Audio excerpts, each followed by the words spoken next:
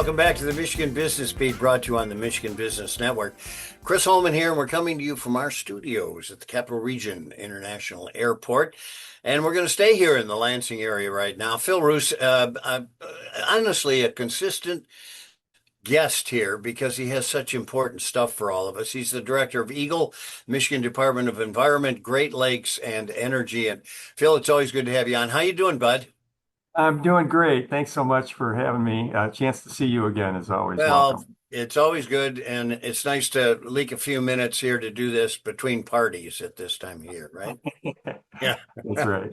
All right, so let's talk a little bit about on that environment part of your schedule. Brownfield sites. Tell everybody what they are.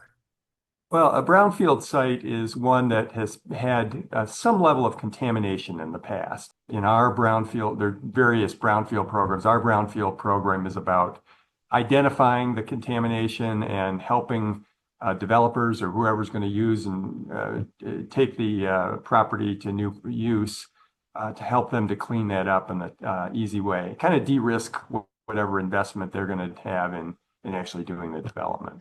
So this is one of the cases where, and developers in particular, if they get a hold of you, they can avoid a lot of problems down the road.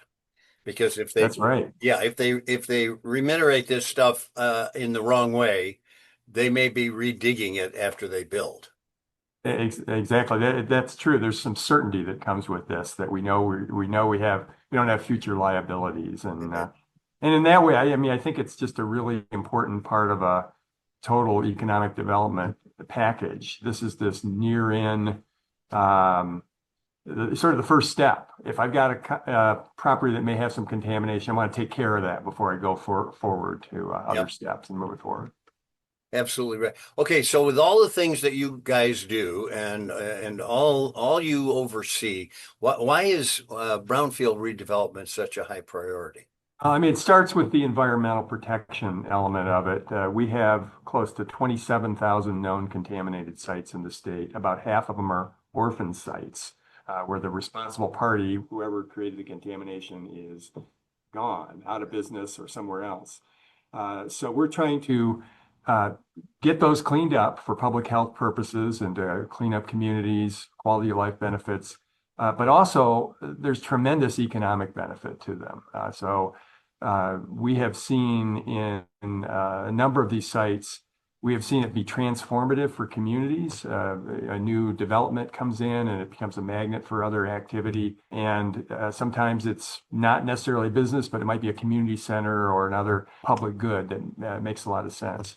And for every dollar we put into this, there's on average $45 in private investment that is generated. So it's enormous return on investment, one of the best things you could do, best use of government money. Yeah, you're absolutely right. So Eagle will kind of supplement what it costs to remunerate some of this property. That's right. Okay. So who benefits from all this brownfield redevelopment? That's the wonderful thing. Everybody does. When we've had some brownfield roundtables around the state, and we realize it doesn't matter what party you're in, doesn't matter whether you're a developer or you're a community member or a tenant in a building that's coming up, or you're the mayor. Everybody's incentivized to do the same thing because it benefits everybody. All right. So do you have any like examples of how this worked in the past? Yeah, I've been touring these around the state. I was just in Dearborn at some prospective sites, Hmm. so I won't comment on those, but it was indicative to me of how much the demand is out there still. But one that hit me was up in Saginaw. There's something called the SVRC Marketplace. It is the former Saginaw News building, Right. and it had other uses over time, and there was some contamination there. And this was a pretty blighted area prior to this. And our team went in. They provided economic or the Brownfield grant and diagnosed what the issue was, helped them to clean it up. And then there were other. I think MEDC was also a part of it for after our work is done. So it was a sort of a total state of Michigan effort. And that has now become a farmer's market. an artisan consumer products area, food companies and such, a barber, a business incubator. It's this whole center of activity now, and there are starting to be all these other businesses around it. Some of those brownfield sites that are moving forward as a result. So it just transformed that area of Saginaw just into a really bustling area. Well, that's like you say, a best case scenario forever. We've got about half a minute left. Tell me about, there's some new legislation coming through. Is that going to impact you? Yeah, that's right. And so as good as this program is, it's based on legislation that's many years old now.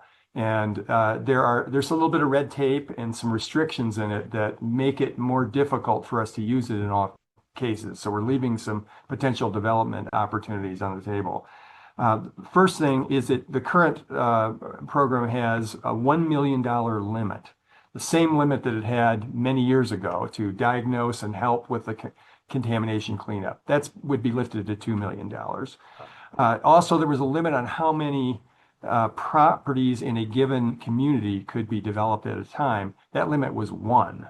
You can imagine if you're in Detroit or Saginaw or a lot of other places. Yeah. And then there's some other red tape that was just cleaned up, and it's just to make it more user friendly and easy, and so we can have a bigger impact. Well, Phil, we'll be back to you on further details on all that because we periodically get you back on here.